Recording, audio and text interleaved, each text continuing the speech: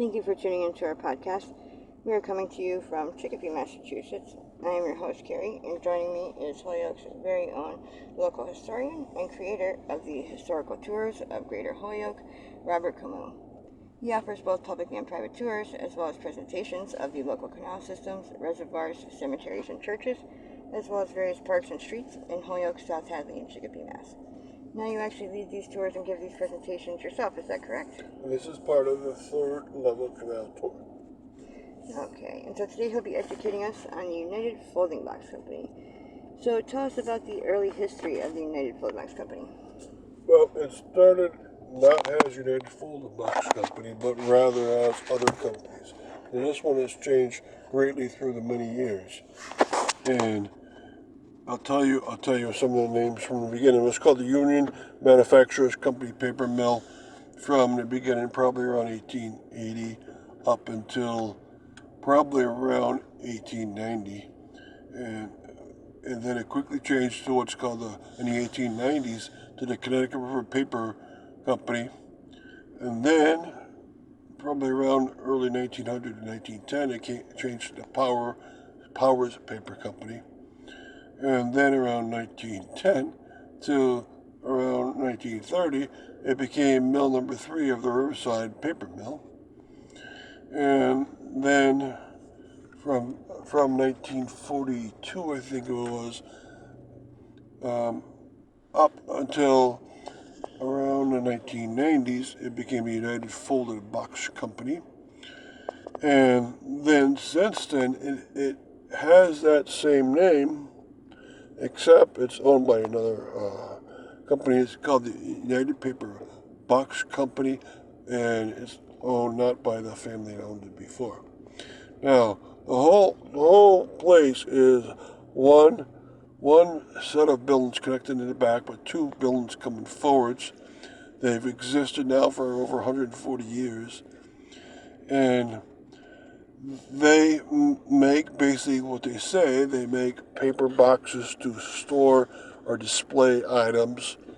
To give you an example, they make display cases for holding like napkins, or holding fine utensils, silverware, for instance, or for sorting out different index cards. Say you have a different menu on different index cards, you can put them in different compartments. Or if you have something that needs fine storage, you can keep your coin collection in there, or you can store your nice clothes in there. These are nice boxes. Or you can give them out as presents. They can be presents, which inside is part of a collectible set. So they make a lot of fine things. Of course, they make very high scale, and then on a medium scale too.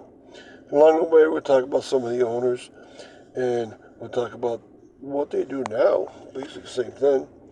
And we'll talk about a little bit more about these companies and what they produce along the way, these different companies. And tell us about the Jerish family? All right, the Jerish family was the first owner of United Folding Box Company. And this was formed during the 1920s. And even now it still exists under a slightly different name, United Box Company. And the first owner was Henry Jerish, and he improved the company greatly through the late 20s, 30s, and 40s. He made so much money that he bought a beautiful house out in Wyckoff Park section of Holyoke. Now, he made products like I described, folding boxes to serve as decorations, or folding boxes to use as high-end storage. And when he created his company, he created out of the what was other companies before that also made paper at this place. So it was a paper maker, then it became a box company. All right. Now, the mill itself is formed in such a way that they produce things at different places. And most of the production of when it was a paper was in the standard fashion you find in Holyoke, where the cotton rags are on the top floor and you comb through them to even them out. The next floor, you would start to sort them into threads, and then you're making cotton-based rag paper, so you're getting that material into the paper itself. So next floor down, you start the production process. And it's on the third level canal. The water's brought in from the third level canal to the Connecticut River, and the power engine room is in the back with its turbines. Now, when it was changed to Folding Box Company, they weren't producing paper anymore. Then they could change around the factory. Then most of the plant became storage of materials, beforehand storage and afterhand storage. So they had materials brought into the production site, and they'd have different production going on at different floors of the building. And that served them well. For instance, they'd have the boxes being folded on one floor, being dyed on another floor, being partitioned on another floor. And they do that for efficiency reasons. And so quickly before we continue with the rest of our interview, just to fill our listeners in, if you want to find out more information or sign up for any of his various tours, you can do so at his website, holyokecanaltour.org. In there he has both videos of the various stops along each tour and also past and present photos of the historical sites throughout as well.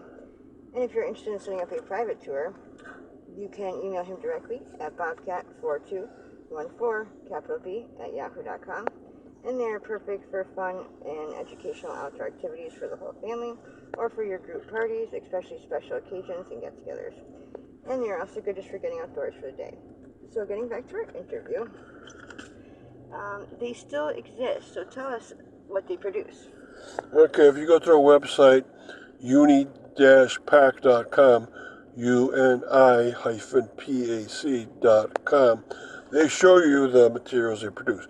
They produce prestige sets for United States Mint to hold silver or gold coins inside of it. They hold portfolio folders to make them look good for clients. They make also these really cool looking boxes that hold very high end alcohol like whiskey, so forth. Most of their stuff is for display, high end display, or for presents for birthday or Christmas time. So this is a great company, and they do make custom made items, and you can read their website and find out what they do. It was first done by the Jerry's family, but now it's a conglomerate. Now, what existed at this mill before United? Okay, so I told you all the companies that were here beforehand. The Union Manufacturing Company was here from the 1880s for a decade, and they were a true paper pulp maker out of the cotton. And then the Connecticut River Paper Company came in, Powers Paper, and the Riverside bought them out as they expanded even more. And they became a part of the American Writing Paper Company. So this is a paper company that's changed hands greatly and changed names greatly. Its mill hasn't really changed the look. It's still there. It looks old because it is 143 years old now as of this year. So, and I hope they keep it up because it's a nice looking mill in a section that needs to have nice looking things. So thank you, Robert, for educating us on the tours. We want to thank our listeners for tuning in, and you can tune into a large selection of our other podcasts and much more at his website. Again, that's holyokecanaltour.org. And again, you can email him directly for private tours at his email at bobcat4214, @yahoo.com. And be sure to keep an eye out for his upcoming 2024 season tours and more as they become available. Thank you for tuning in.